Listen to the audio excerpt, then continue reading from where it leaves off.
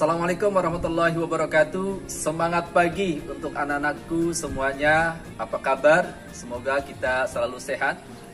Baik anak-anakku semuanya, pada pertemuan pertama ini kita akan belajar tentang tema 1, selamatkan makhluk hidup, dengan subtema tumbuhan sahabatku. Pada pembelajaran 1 kita akan belajar tentang perkembangbiakan tumbuhan dan negara-negara ASEAN.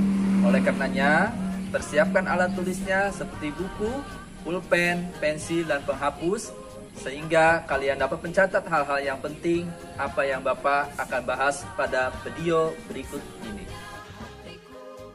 Anak-anakku semuanya, sebelum Bapak menyampaikan materi pembelajaran pada kesempatan ini, sebelumnya terlebih dahulu Bapak akan menyampaikan kompetensi dasar, yang dimana untuk kompetensi dasar pengetahuan, yang pertama diharapkan semuanya mengetahui tentang ide pokok dan informasi penting, dan yang kedua mengetahui perkembangbiakan generatif, dan ketiga mengetahui karakteristik negara ASEAN terkait sosial budaya.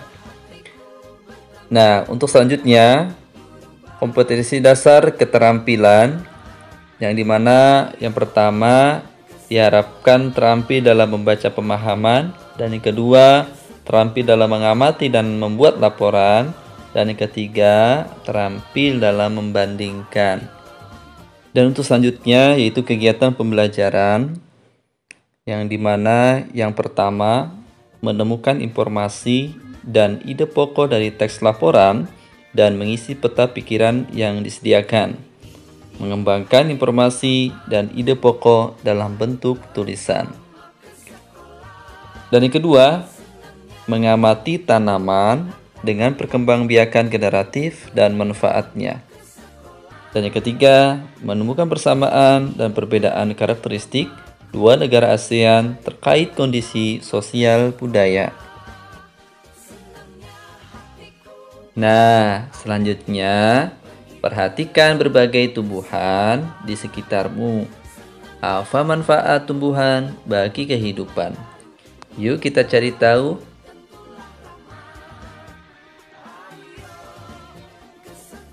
Amatilah gambar berikut. Pada gambar di bawah ini kita bisa melihat ada manusia, ada hewan, dan ada tumbuhan. Kira-kira apa ya hubungan mereka? Ternyata tumbuhan dimanfaatkan oleh manusia dan hewan sebagai bahan makanan.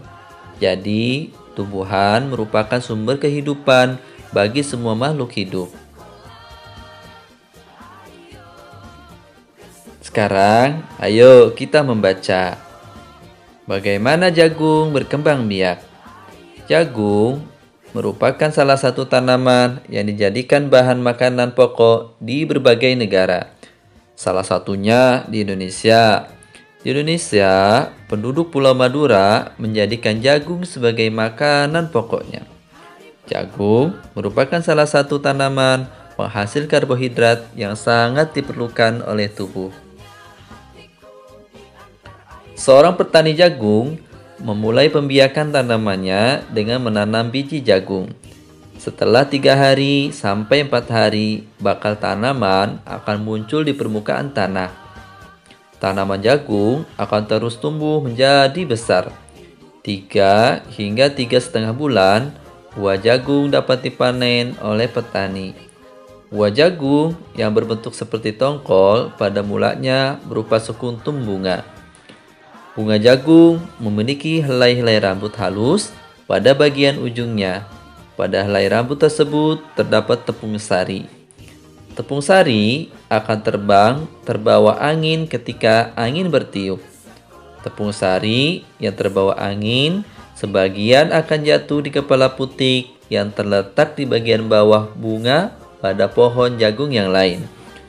Ketika itulah terjadi pembuahan.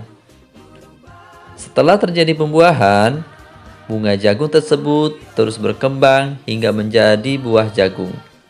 Perkembangan itulah yang dapat diamati dari waktu ke waktu.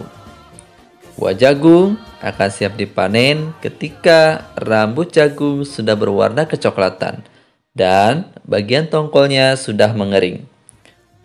Apabila buah jagung tersebut dikupas, akan memperlihatkan biji jagung yang kekuningan. Bagian yang dimakan oleh manusia adalah biji jagung. Supaya jagung selalu tersedia sebagai bahan makanan manusia, maka petani jagung harus menanam kembali sebagian biji jagung dari hasil panen. Biji jagung yang tua dapat ditanam kembali. Dari sinilah akan dimulai lagi perkembangbiakan jagung.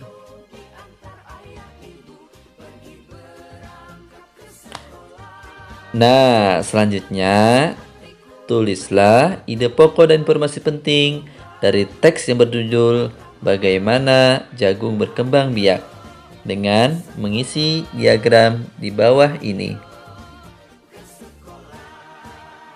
Nah, silakan semuanya isi kolom yang ada pada paragraf 1, paragraf 2, paragraf 3, paragraf 4, dan paragraf 5.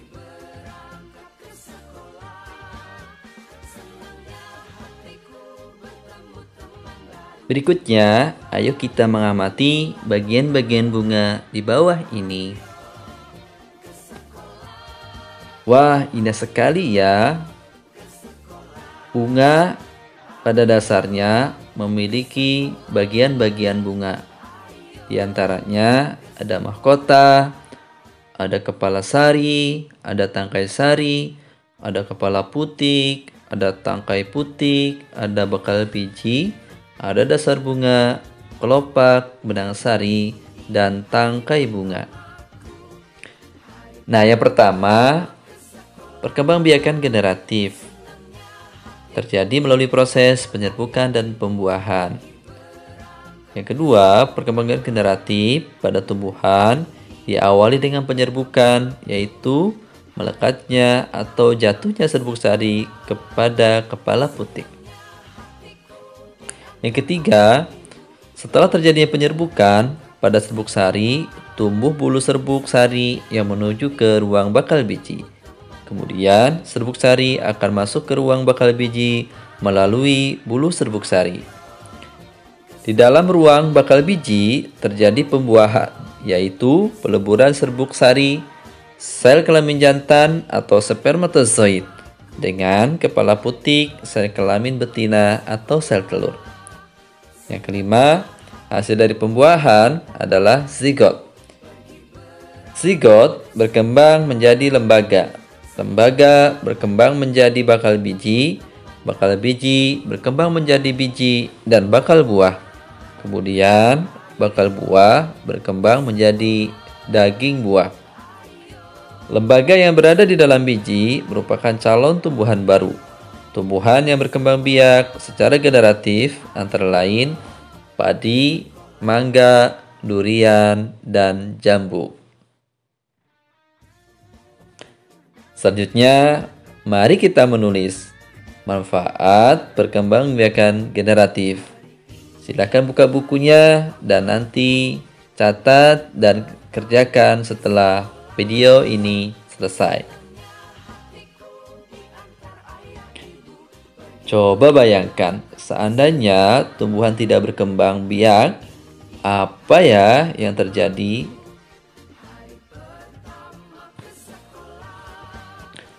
Wah, di sini ada dua bunga. Bunga yang indah bukan hanya tumbuh di Indonesia. Negara-negara lain seperti negara tetangga pun memiliki bunga yang cantik karena kondisi geografis yang hampir sama. Bunga yang tumbuh tidak jauh berbeda sejenisnya. Perhatikan jenis-jenis bunga yang tumbuh di negara-negara tetangga. Bunga kembang sepatu tumbuh di Indonesia dan Malaysia. Bunga ini dapat digunakan sebagai pewarna di Malaysia. Bunga kembang sepatu dinamakan bunga raya dan merupakan bunga nasional. Perhatikan bunga Kamboja pada gambar di samping. Bunga ini sering digunakan dalam perlengkapan tari di Bali. Dor campa atau bunga Kamboja dapat ditemukan di Indonesia dan Laos. Di negara tersebut, bunga ini digunakan untuk dekorasi, upacara keagamaan, dan penyambutan tamu.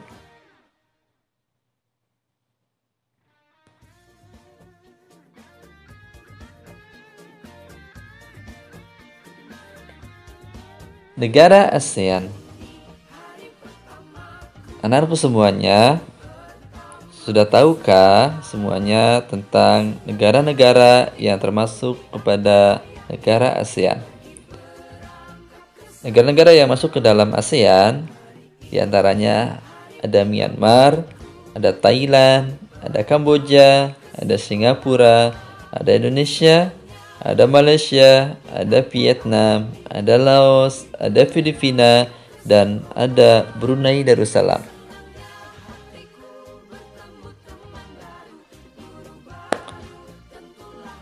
Dengarkan baik-baik, jangan lupa catat hal-hal yang penting dari bacaannya. ASEAN menjawab kebutuhan hidup bertetangga. Kamu pasti pernah merasakan nyamannya hidup bertetangga. Hal ini terasa saat semua keluarga saling mendukung, saling membantu, dan saling bekerja sama. Kenyamanan dalam bertetangga perlu diwujudkan karena tiap keluarga memiliki kepentingan yang sama. Hal ini juga yang mendasari terbentuknya ASEAN. ASEAN adalah sebuah organisasi internasional yang beranggotakan negara-negara di kawasan Asia Tenggara. Negara-negara ini bersatu karena adanya persamaan letak geografis dan kemiripan budaya.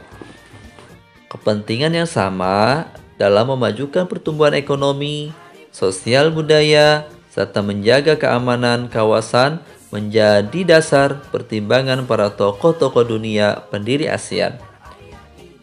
Pada tahun 1967, ASEAN berdiri atas dasar Deklarasi Bangkok. Saat itu, tokoh-tokoh dari 5 negara yang terlibat dalam diskusi menjadi pencetus dan pendiri organisasi ini. 5 negara yang menjadi anggota pertama ASEAN di tahun 1967 adalah negara Indonesia, Malaysia, Thailand, Singapura, dan Filipina. Para utusan dari kelima negara tersebut yang sekaligus merupakan para tokoh-tokoh pendiri ASEAN adalah Adam Malik dari Indonesia, Tun Abdul Rojak dari Malaysia, Tanat Khoman dari Thailand, Sri Rajaratman dari Singapura, dan Narciso Romas dari Filipina. ASEAN harus dapat memberikan manfaat bagi semua anggotanya. Untuk itu, berbagai kerjasama dikembangkan untuk memajukan kesejahteraan semua anggotanya. Kerjasama di bidang ekonomi, sosial, budaya, serta politik dikembangkan demi kemajuan semua anggota. Manfaat yang dirasakan oleh anggota-anggota ASEAN membuat semakin banyak negara yang kemudian bergabung dengan organisasi ini. Saat ini ada 10 negara yang menjadi anggota ASEAN.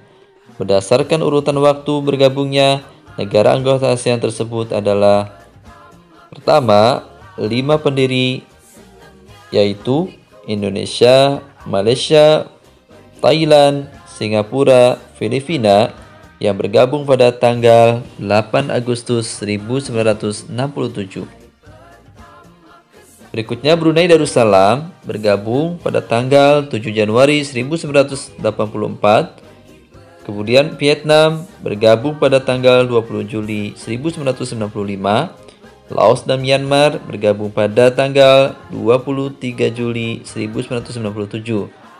Sedangkan Kamboja bergabung pada tanggal 30 April 1999. Untuk selanjutnya, silakan jawab pertanyaan di bawah ini. 1. Pada tahun berapakah ASEAN berdiri? 2. Sebutkan 5 negara pendiri ASEAN. Yang ketiga, siapakah nama tokoh pendiri perwakilan dari Indonesia pada saat pembentukan ASEAN? Baiklah anak-anakku, demikianlah video pembelajaran pada pertemuan ini. Terima kasih, sampai ketemu di video selanjutnya. Wassalamualaikum warahmatullahi wabarakatuh.